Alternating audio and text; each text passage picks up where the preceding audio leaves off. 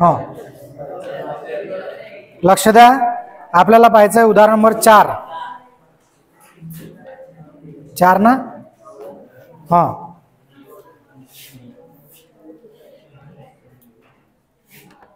4 सांगितलं होतं काय मी? 4 सांगितलं होतं बे भयाळो. 5, उदाहरण नंबर 5. सुचेता कंपनी लिमिटेड ने 20 लाख रुपये, 20 लाख आहे ते रुपये 20 लाखचे नवीन भागभांडवल जे प्रत्येकी रुपये 100च्या प्रतिभागात विभाजित असलेले प्रतिभाग रुपये 20 प्रव्याजीवर निर्गमित केले म्हणते. बरं, आता 20 लाख रुपयाचे 100 रुपये मूल्याचे, आता 20 लाख रुपये आहे ना ते, 20 लाख रुपयाचे 100च्या प्रतिभाग मूल्याचे किती रुपये मूल्य आहे त्याचं? 100. 100 जर भागला तर किती येईल? 2 शून्य कटले म्हणजे किती येते? 20,000 भाग. म्हणजे हे भाग किती झाले? 20,000. 20,000 भाग झाले. ठीक आहे, 20,000 भाग त्यानं विकायला काढले. 20 रुपये प्रवेजी पण आहे.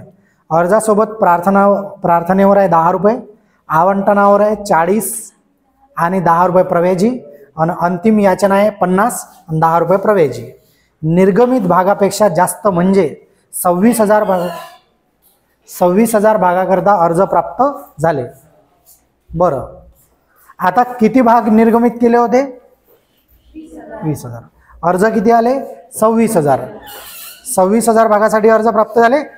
2,000 भागाकरिता आवेदनकर्त्यांना खेदपत्रासह त्याच्याकडून अर्जासोबत प्राप्त राशी परत करण्यात आली. काय म्हणते? 2,000 भागाकरिता खेदपत्रासह त्याच्याकडून अर्जासोबत प्राप्त राशी काय करण्यात आली? परत करण्यात आली.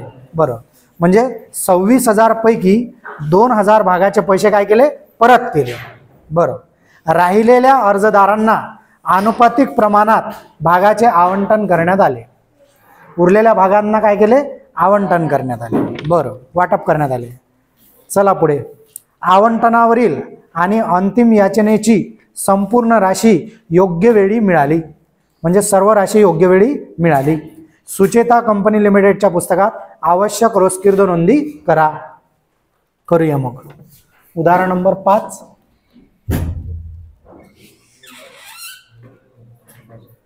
सुचेता कंपनी लिमिटेडच्या पुस्तकात सुचेता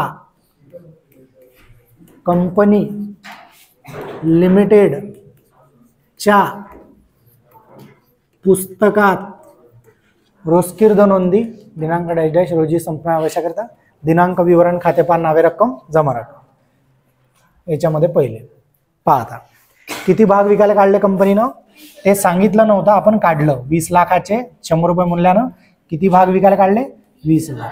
पण अर्ज किती आले? त्यातले 2,000चे पैसे काय केले? परत. म्हणजे 4,000 भागाचे कुठं जाईल? वाटपाला. वाटपाला जाईल ना. 26,000 भागाचे अर्ज आले की नाही? मग 20,000 भागा, याच्यातले जे 20,000 भाग आहे ते कुठं जाईल? भाग भांडवलला स्थानांतरित करताना. मग 26,000 भागाचे अर्जाचे किती रुपये? 10. 26,000 भागाचे अर्जाचे किती रुपये? 10. 10 0 0, 10 सक 60, 60 0, हातचे आले 6, 9 20, 20 आणि 6 2,60,000 रुपये आपल्याला मिळणार. बरोबर, 2,60,000 आपल्याला मिळणार. तेव्हा नोंद होते बँक खाते नावे, भाग प्रार्थना राशी खाते जमा. भाग प्रार्थना राशी खाते जमा. किती? 2,60,000. काय लिहा इथं? 26,000 भागांवर प्रार्थना राशी मिळाल्या.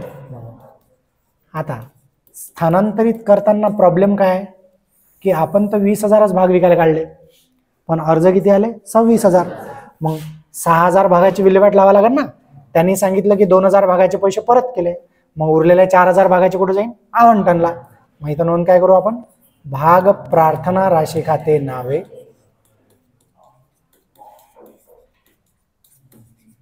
ऍक्च्युअल किती भाग विकायला काढले होते? 20,000. आले किती अर्ज? 26,000. मग भाग भांडवल खाते जमा किती भागाचे? ऍक्च्युअल भागाचे. किती भाग? 20,000 भागाचे. मग उरले किती भाग? 6,000. भाग प्रार्थना राशी कितीची मिळाली आपल्याला? 26,000ची. मग भाग भांडवल खात्याला कोणते जाते? ऍक्च्युअल. 26,000 पैकी किती ऍक्च्युअल भाग विकायला काढले? 20,000. 20,000 भागाचे पैसे जाते भाग भांडवलला. मग जास्तीचे किती भाग आहे? 6,000. मग 6,000 भागाचा काय केलं त्यानं? तर 2,000 भागाचे पैसे परत केले, म्हणजे बँक खाते जमा. बँक खाते जमा. 2,000 भागाचे पैसे परत केले आणि उरलेले 4,000 भागाचे भाग आवंटन खाते जमा.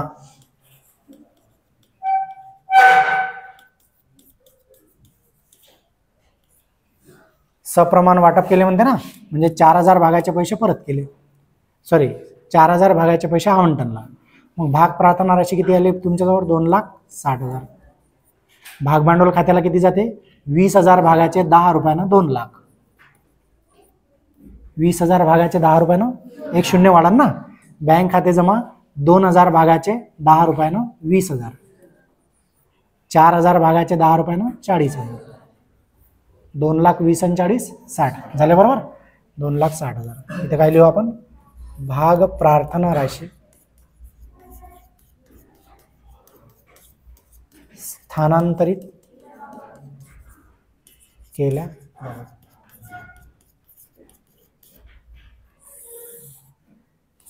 समजलं का तुम्हाला?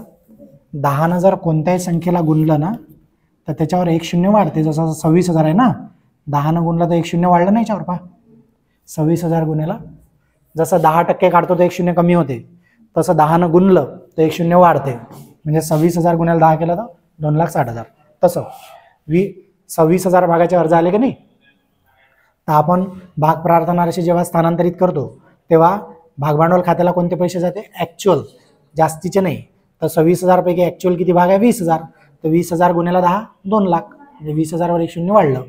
बँक खाते जमा म्हणजे 2,000 भागाचे पैसे परत केले म्हणते. मग 2,000 भागाचे 10 20,000, 4,000 भागाचे 10 40,000 आवंटनला गेले. Okay, any doubt? पुढे जाऊ. आता आवंटनावर किती रुपये? 40 आणि 10 रुपये प्रव्याजी, म्हणजे किती झाले? 50. बरोबर ना? त्याची टोटल पहा किती होते? तर 10 आणि 40 50, 50 आणि 50 100. मग ते 10 वेगळे आहे ना, बरोबर. मग आवंटनाची रक्कम कशी आहे? प्रवेजी सह आहे. प्रवेजी आहे त्याच्या 10 रुपये. मग आपण काय नोंद करू? भाग प्रवेजी म्हणजे काय? उत्पन्न. प्रवेजी कुठे जाते? जमाला. आवंटनची रक्कम मागू तेव्हा नोंद होते भाग आवंटन खाते नावे भाग भांडवल खाते जमा. भाग भांडवल खाते जमा आणि भाग प्रवेजी खाते जमा. भाग आवंटन खाते नावे. आता आवंटन खाते नावे जेवढे इथं आहे तेवढे 40 आणि 10 50. 50 रुपयानं किती भागाचे? 20,000 भागाचे. किती भाग राहिले आपल्याजवळ आता? 20,000 ना. हॅलो, 6,000 भागाची तर विल्हेवाट लावली ना आपण. किती भाग विकले आपण? 20,000 भाग विकायला काढले ना. तर 20,000 भागाचा वाटप करू ना. 20,000 गुन्हेला किती? 40 रुपये वाटपाचे आहे, 10 रुपये प्रवेजी. म्हणजे असे प्रवेजी सह मागितले ना. 50 रुपयानं गुन्हेला करा. 10 रुपये म्हणजे 40 हे 10 हे असे किती मागितले? 50. तर किती शून्य? 4 आणि 5. 1 2 3 4 5. 5 दोन्ही झाले म्हणजे 10 लाख. भाग आवंटन खाते नावे 10 लाख. भाग भांडवल खाते जमा याला जाते ऍक्च्युअल. ऍक्च्युअल म्हणजे 40 रुपये. 10 रुपये प्रवेजीला जाईल ना. मग 40 रुपयानं करा. 20,000 गुन्हेला 40. 1 2 3 4 5. ठीक आहे. 4 दोन्ही 8 म्हणजे 8 लाख झाले. भाग भांडवल खाते जमा 8 लाख. आणि 10 रुपये गुन्हेला 20,000. 20,000 गुन्हेला 10 2 लाख. 8 आणि 2 10 लाख बरोबर आले. इथे काय करू आपण? भाग आवंटनाची रक्कम 20,000 भागांवर प्रव्याजीसह मागविल्या बाबत. झालं. मग मिळणार आवंटनाची रक्कम किती मागितली आपण? 10 लाख. कशी? 8 लाख रुपये ॲक्च्युअल प्लस 2 लाख प्रवेजी, असे 10 लाख रुपये मागितले. मग मिळणार. मग आवंटनाची रक्कम मिळणार तेव्हा नोंद काय होते? बँक खाते नावे. कोण दिले नाही असे कोणी आहे का आवंटनचे पैसे? नाही आहे. बँक खाते नावे भाग आवंटन खाते जमा. भाग आवंटन खाते जमा. पूर्ण मिळणार पैसे किती? पूर्ण 10 लाख. अरे सॉरी 10 लाख नाही मिळणार ना दादा. काऊन? मागितले किती? 10 लाख. काऊन नाही मिळणार 10 लाख?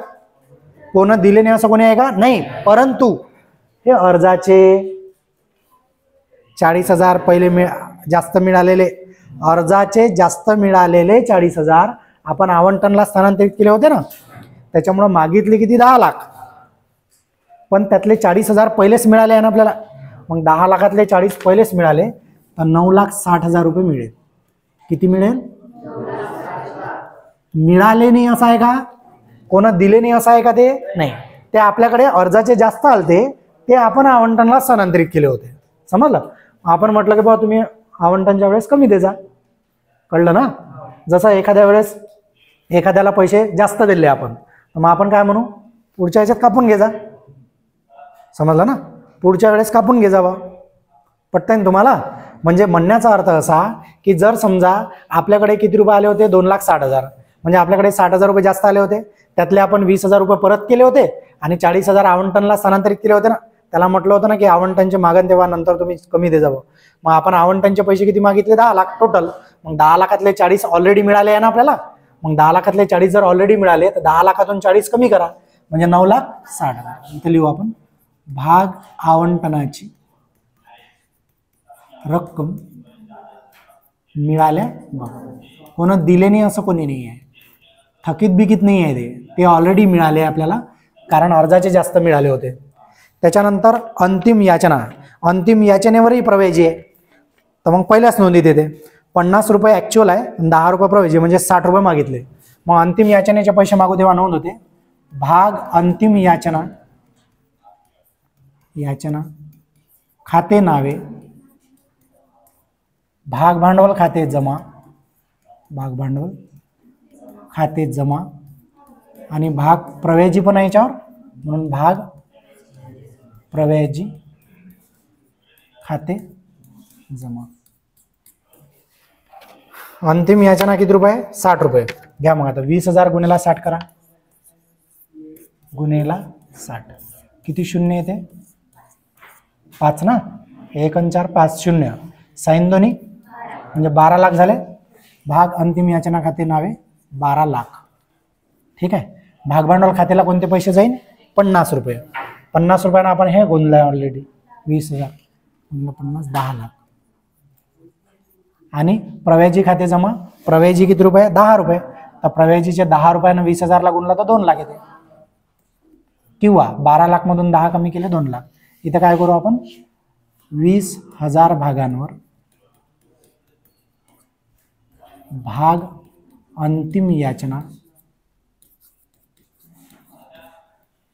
प्रवेजीसह मागविल्या बाबत. ठीक आहे. Any doubt? पुढे जाऊ.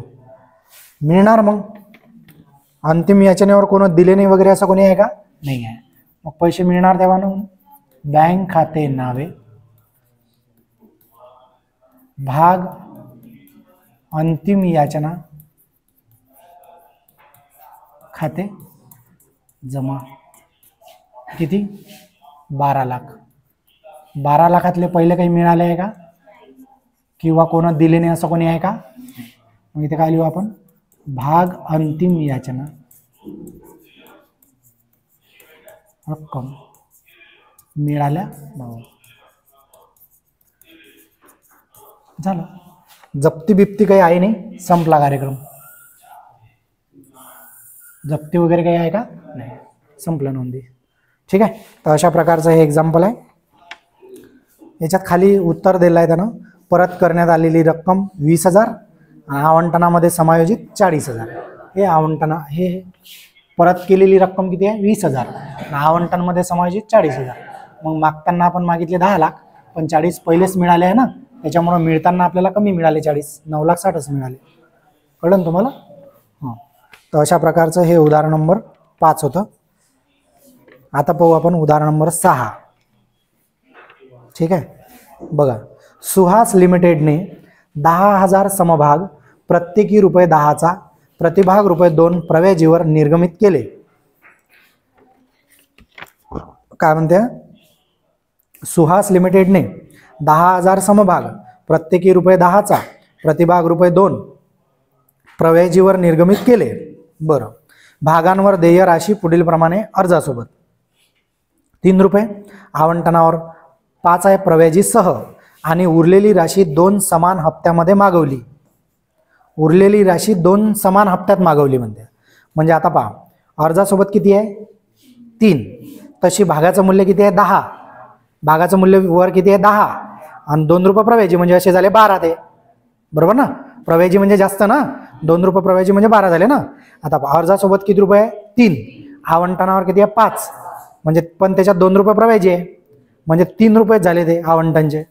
म्हणजे 3 आणि 3 किती झाले 6, मग उरले किती ₹4. ₹4 मग उरलेले 2 समान हप्ते म्हणजे किती होईल, ₹2 होईल ना. नाही कळलं? ₹2 म्हणजे झाले ते 3 आणि 5 किती झाले 8, 8 आणि 4 किती 12, 12 पाहिजे टोटल आपल्याला. तर ₹4 उरते, तर ते ₹2 2 हप्त्यात होईल समान. खाली बघा, 11,000 समभागांकरिता अर्ज मिळाले. बरं. भाग किती विकायला काढले 10,000, किती अर्ज आले 11,000, म्हणजे 1,000 अर्ज जास्त आले. त्या सर्वांना अनुपातिक प्रमाणामध्ये आवंटन करण्यात आले. बरं. जास्तीच्या अर्जासोबत प्राप्त झालेल्या राशीचे समायोजन आवंटन राशीमध्ये करण्यात आले. श्रीमती शोभाला 200 भागाचे आवंटन करण्यात आले होते. ती प्रथम आणि अंतिम याचना राशी भरण्यास अपयशी ठरल्यामुळे तिनं प्रथम आणि अंतिम हप्त्याची राशी भरली नाही. त्यामुळे अंतिम याचनेनंतर तिच्याकडील भाग काय केले जप्त करण्यात आले. बरं. हिनं कोणते पैसे दिले नाही, प्रथम आणि अंतिम हप्त्याचे. बरं. सुहास लिमिटेडच्या पुस्तकात रोजकीर्द नोंदी द्या आणि ताळेबंदामध्ये देखील प्रस्तुतीकरण दर्शवा. ताळेबंदामध्ये पण दाखवा म्हणते. हे उदाहरण मोठं आहे थोडं, है ना.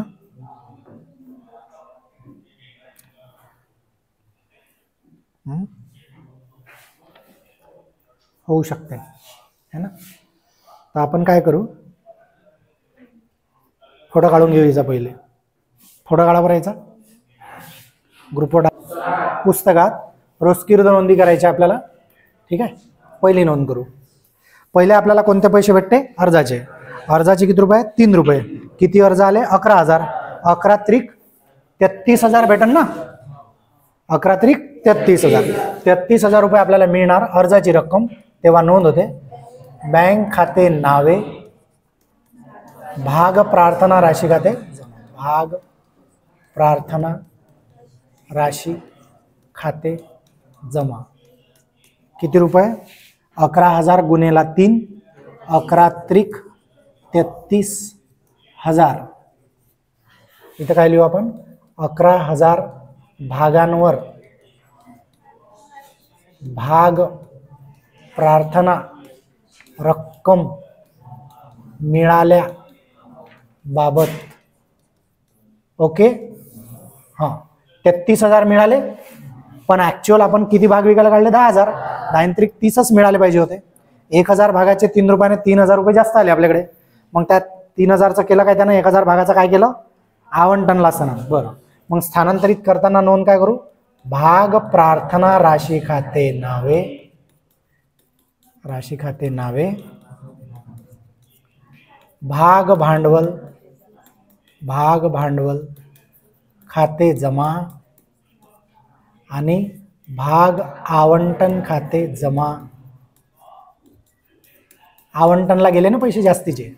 भाग प्रार्थना राशी किती आली 33,000.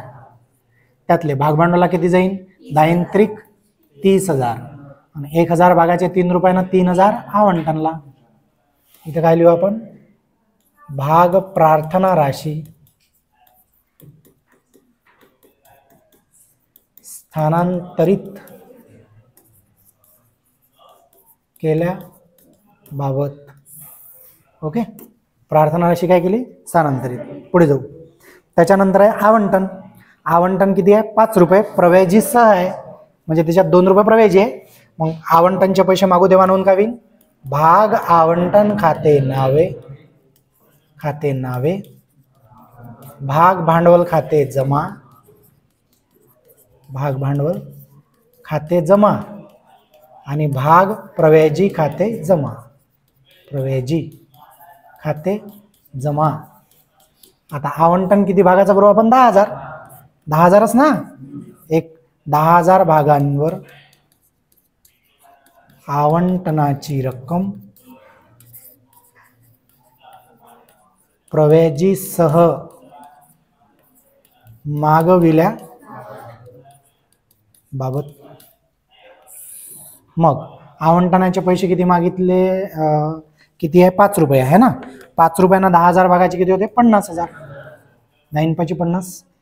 आणि भागभांडवल खात्याला कोणती रक्कम जाईल मग, प्रव्याजी सोडून. मग प्रव्याजी किती रुपये, 2 रुपये. म्हणजे 5 रुपयातले किती रुपये उरले, 3. 3 × 10,000 30,000. 2 × 10,000 20,000. ओके, एवढे मागितले आता टोटल.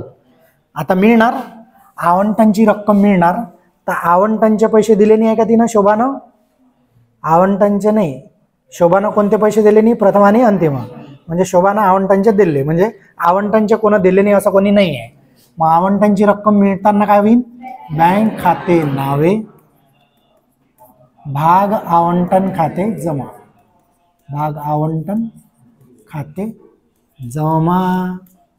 किती रुपये होते मग आवंटनचे, 50,000 मागितले ना आपण, त्यातले 3,000 ऑलरेडी मिळाले. 50 मधले जर 3 ऑलरेडी मिळाले तर 50 मधून 3 गेले, 47,000 रुपये मिळणार.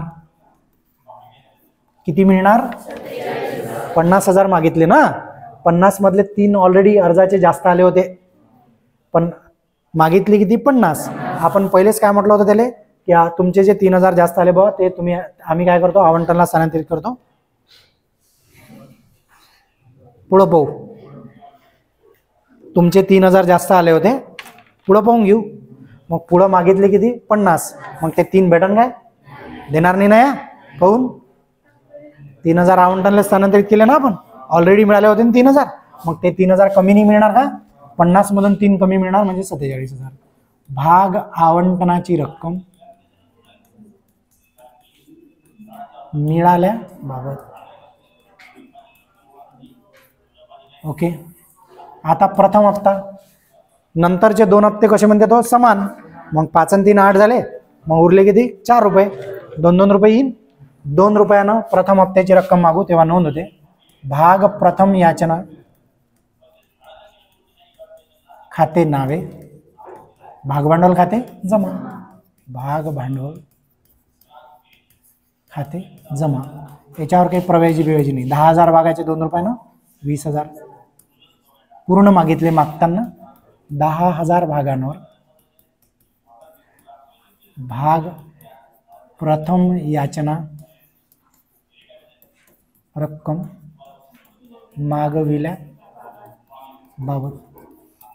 मग मिळणार तेव्हा बँक खाते नावे. प्रथम याचनेचे कोण दिले नाही असं आहे का, आहे ना. थकीत हप्ता खाते नावे, बँक खाते नावे, भाग थकीत हप्ता खाते नावे, भाग प्रथम याचना खाते जमा. नावेले इन हे थकीत हप्ता, नुकसान झालं ना. हे शोभाबाई, श्रीमती शोभा, तिनं 200 भागाचे आवंटन करण्यात आले होते. ती प्रथम आणि अंतिम याचना राशी देऊ शकली, म्हणून थकीत हप्ता खाते नावे आला प्रथम हप्त्याच्या वेळेस. बँक खाते नावे, थकीत हप्ता खाते नावे, भाग प्रथम याचना खाते जमा.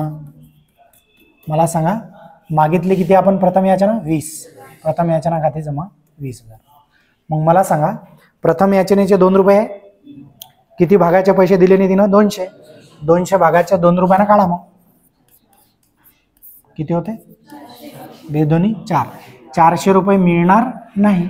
20,000 मायनस 400, 19,600. नाही, 20,000 मधून 400 गेले.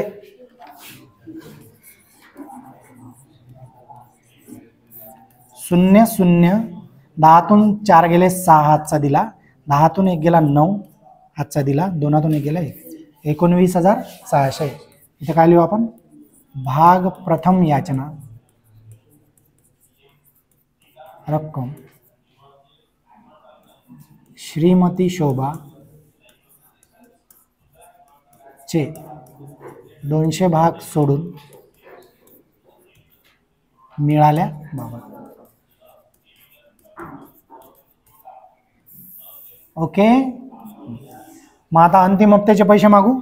तेव्हा नोंद भाग अंतिम याचना खाते नावे भागभांडवल खाते जमा.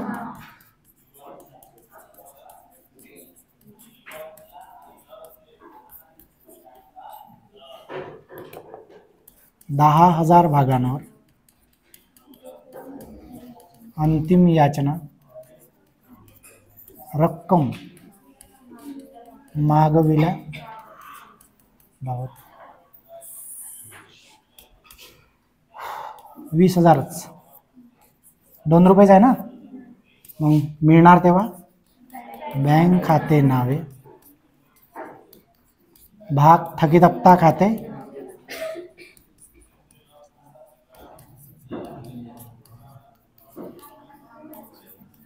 भाग अंतिम याचना खाते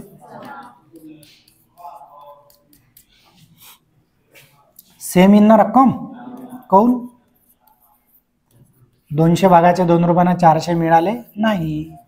सेम इन ना, हे सेमच आहे ना. म्हणून इथे काय लिहू आपण? भाग अंतिम याचना रक्कम 200 भाग सोडून मिळाल्या बाबत. ठीक आहे. आता तिचे भाग काय केले म्हणते? जप्तही केले म्हणते. तिचे भाग अंतिम हप्त्यानंतर जप्त करण्यात आले. मग जप्तीची नोंद होईल ना. जप्तीची नोंद कशी होते?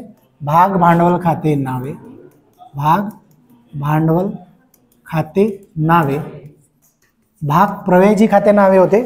पण प्रवेजीची नोंद हिच्या नोंदीत येणार नाही. का बरं? कारण प्रवेजीचे पैसे हिनं दिले आहे. कोणते दिले नाही? प्रथम अंतिम हप्त्याचे. प्रथम अंतिम हप्त्यावर प्रवेजी आहे का? नाही. कसर येणार नाही. भाग जप्ती खाते जमा म्हणजे मिळालेले. आणि कोणते मिळाले नाही? भाग प्रथम याचना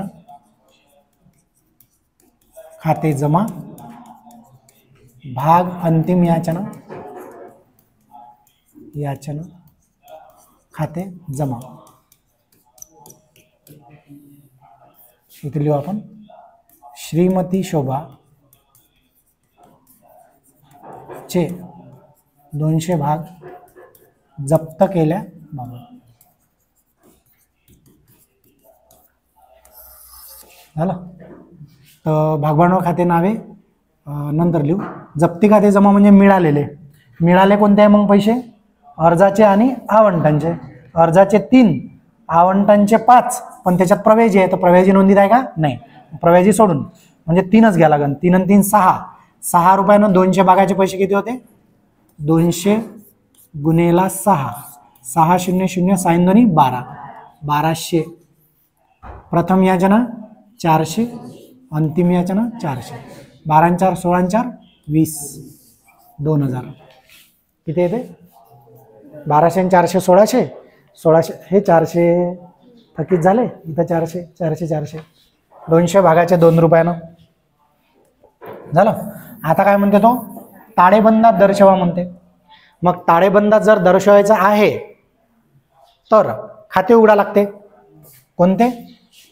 ताळेबंदात दर्शवू आपण. पहा, सुहास लिमिटेडच्या पुस्तकात ताळेबंद,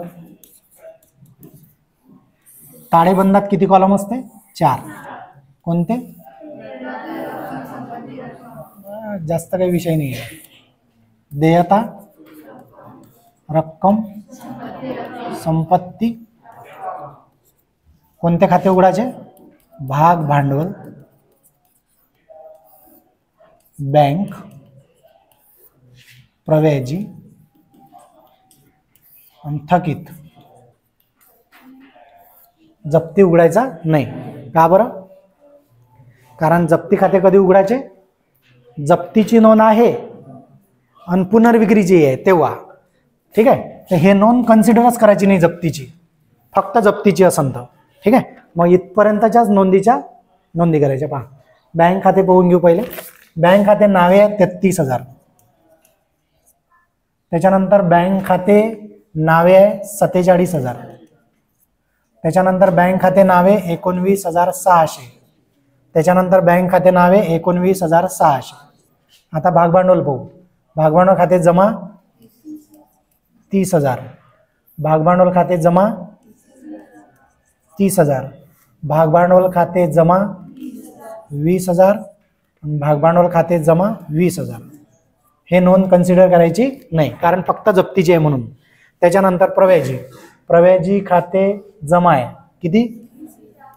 20,000. अजून प्रव्याजी आहे का? नाही. थकीत पहा, थकीत हप्ता खाते नावे आहे बा, किती आहे नावे? 400. आणि अजून थकीत हप्ता नावे किती आहे? 400. कळलं का? टोटल करू.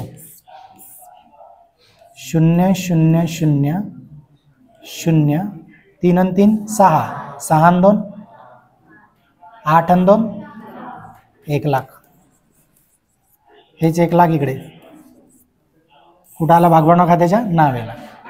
बँक पहा, 0 0 6 6 12 12 2 हाचाला 1 9 1 10 9 19 20 26 27 28 29 29 9 हाचाला 2 3 4 8 8 आणि 3 11. 1,19,200. 1,19,200. प्रव्याजी घ्या, 20,000 नावेला येते. कुठे येते? नावेला. हे किती आहे? 800. 800 कुठं येते? जमाला. ओके, आता काय करायचं? भागभांडवल खाते कुठं आलं? नावेला. इथे लिहायचं देयताला. भाग भांडवल किती? 1,00,000. किंवा हे जे 1,00,000 आहे ना, आता थकीत आहे की नाही, तर भागभांडवल कुठं लिहायचं? आतमध्ये. याच्यामधून पहा, भागभांडवल कोणत्या साईडला आहे? नावेला. थकीत हप्ता कोणत्या साईडला आहे? जमाला. तर भागभांडवलमधून थकीत काय करायचे? मायनस 800. 1,00,000 मधून 800 गेले 99,200. ठीक आहे, 1,00,000 मधून 1,000 गेले 99,000. 200 उरले नाही का? मग 99,200. बँकच्या कोणत्या साईडला आहे? जमाला. इथे संपत्ती. बँक शिल्लक किती आहे? 1,19,200. आणि प्रव्याजी कुठं आहे? नावेला, म्हणजे देयताला. भाग प्रव्याजी किती आहे? भाग प्रव्याजी 20,000. आता जर तुम्ही टोटल केली किती येते? 1,19,200 याची. 1,19,200. समजलं? आता हे झालं काय म्हणतात त्याला, ताळेबंदामध्ये जर दर्शवा म्हटलं आणि फक्त जप्तीची नोंद आहे, तर ह्या जप्तीची याला कन्सिडर करायचं नाही, कारण पुनर्विक्री व्हायची आहे म्हणून. समजलं? म्हणजे इथपर्यंतच्या नोंदी घ्यायच्या, याच्यात क्लोज करायचे. याचं बॅलन्स नावेला आलं देयताला, जमाला आलं संपत्तीला. नावेला आलं देयताला, जमाला आलं. फक्त भागभांडवलच्या रकमेमधून थकीतवाली काय करायची? मायनस करायची. बस एवढं लक्षात ठेवा. नाही तर मग नाही केलं तरी चालते. इथं कुठं आलं? नावे देयता जमा संपत्ती, नावे देयता जमा संपत्ती. हे थकीत हप्ता तुम्ही संपत्तीला लिहिला तरी चालते. मग टोटल थोडी बदलेल. टोटल कशी येईल? 1,19,200 आहे की नाही, तर इथं 1,20,000 येईल जमाची. नाही समजलं? अबे नावेला आले देयता लिहा, जमाला आले संपत्तीला. म्हणजे हे देयता देयता, हे संपत्ती संपत्ती. समजलं का? नाही समजत असं तर. नाही तर मग भागभांडवलमधून थकीत काय करायचं? मायनस. नाही तर मग हे जर 800 तुम्ही इकडे लिहिले तर काय होईल, 1,19,200 प्लस 800 किती होईल, 1,20,000 होईल ना. आणि हे 1,00,000 इथे येईल, 1,00,000 प्लस 20 1,20,000 येईल. म्हणजे दोन्ही साईडची टोटल 1,20,000 पण चालते, असं पण चालते तसं पण चालते, दोन्ही चालते. कळलं का? दोन्ही याला मार्क पूर्णच आहे. धन्यवाद, पार्टी आपली आभारी आहे.